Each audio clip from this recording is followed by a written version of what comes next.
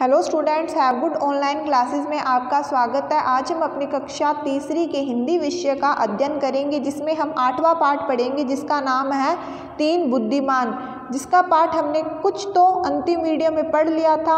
अब इससे आगे पाठ को पढ़ते हैं। तो हमने इसको पढ़ा था कि देव बोलता है कि नहीं, हमने उसे नहीं देखा, किसी ऊँट को नहीं देखा। मैं आपको यह भी बता सकता हूँ कि उस ऊँट की पूँछ छोटी है। यहाँ तक हमने पाठ को पढ़ लिया था। अब आगे हम पाठ को पढ़ते हैं। व्यापारी बोलता है, अरे यह भी सच है, ऊँट को देखे बिना आप उसकी सारी विशेषताएं कैसे जान सकते हैं? मुझे विश्वास नहीं होता। आपने मेरा ऊँट किसी व्यापारी को बेच दिया है। मैं जयपुर के राजा से शिकायत करूँगा, वही इस समस्या का हल निकालेंगे। आप मेरे साथ चलिए। हरि। अब हरि बोलता है, हम निर्दोष हैं, इसीलिए हमें कोई चिंता नहीं, चलिए हमें राजमहल तक ले चलिए। निर्दोष यानी हमारा कोई दोष नहीं, हम दोषी नहीं हैं। अब व्यापारी के साथ तीनों मित्र यानी कि व्यापारी के संग तीनों मित्र राज दरबार में पहुंचते हैं। राजा सिंहासन पर बैठे हैं। व्यापारी और तीनों मित्र राजा को प्रणाम करते हैं। सिपाही। अब सिपाही बोलता है, महाराज, यह व्यापारी कहता है कि इन तीनों यात्रियों ने रास्ते में इसका ऊँट चुरा लिया, लेकिन ये तीनों मित्र कहते हैं कि इन्होंने ऊँट को देखा तक नहीं। उसके पैरों के निशान देखकर ही उसके विषय में जानकारी प्राप्त की है। राजा मुस्कुराकर बोलते हैं, यह तो बहुत रोचक घटना है। ऊँट को देखे बिना उसकी विशेषताएं कैसे ज्ञात हो सकती है? हरि। प्रणाम करते हुए, महाराज, मैं आपको समझाता हूँ। जब मैंने ऊँट के पैरों के निशान देखे तो मुझे मिट्टी में केवल 3 पैरों के निशान दिखाई दिए। इस पर मैंने यह निष्कर्ष निकाला कि ऊँट एक पैर से क्या है, लंगड़ा है। अब राजा बोलता है ताली बजाते हुए, वाह, तुम बहुत बुद्धिमान हो। गोपी की ओर देखते हुए, अब तुम बताओ कि तुमने क्या देखा? गोपी राजा को प्रणाम करते हुए, महाराज, मैंने देखा कि ऊँट ने केवल बाईं ओर लगे पेड़ों के पत्तों को ही खाया है। उसने दाईं ओर लगे पत्तों को छुआ तक नहीं। अतः मैं इस निष्कर्ष पर पहुंचा कि वह ऊँट दाईं आंख से अंधा है।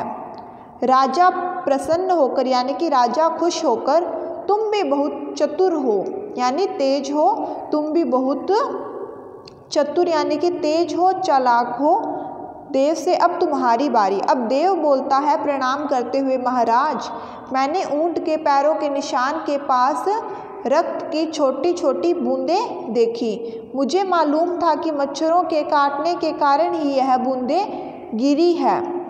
किसके काटने के कारण?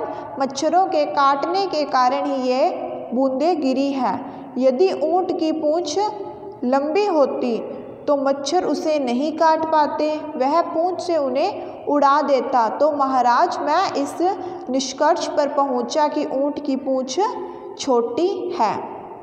राजा, तुम तीनों की बातें सुनकर मुझे विश्वास हो गया कि तुमने ऊँट को न तो देखा है, न ही चुराया है। तुम तीनों बहुत बुद्धिमान हो। अतः मैं तुम तीनों को अपने दरबार में मंत्री पद पर नियुक्त करता हूँ। तीनों व्यक्ति प्रसन्नतापूर्वक प्रणाम करते हुए महाराज की जय हो यानी खुश होकर उन्हें प्रणाम करते हुए कि महाराज की जय हो। तो ये हमारा पाठ था, जिसमें उनकी बुद्धि की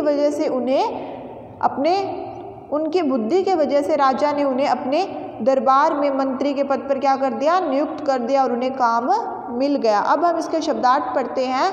निवासी, रहने वाला, राज दरबार, राजा का दरबार।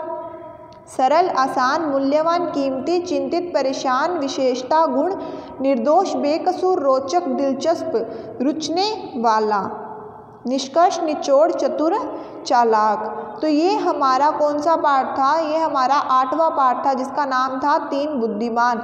यानी बुद्धिमान व्यक्ति संसार का कोई भी कठिन से कठिन कार्य आसानी से कर सकता है। तो इन तीनों बुद्धिमान व्यक्तियों ने एक ऊँट की मदद से जो काम वो ढूंढने गए थे, उन्हें काम मिल गया और राजा ने उन्हें अपने दरबार में रख लिया। तो ये हमारा पाठ पूरा होता है। अब हम इसके प्रश्न उत्तर अगली वीडियो में करेंगे। तो आज के लिए सिर्फ इतना ही। Thank you students, have a nice day.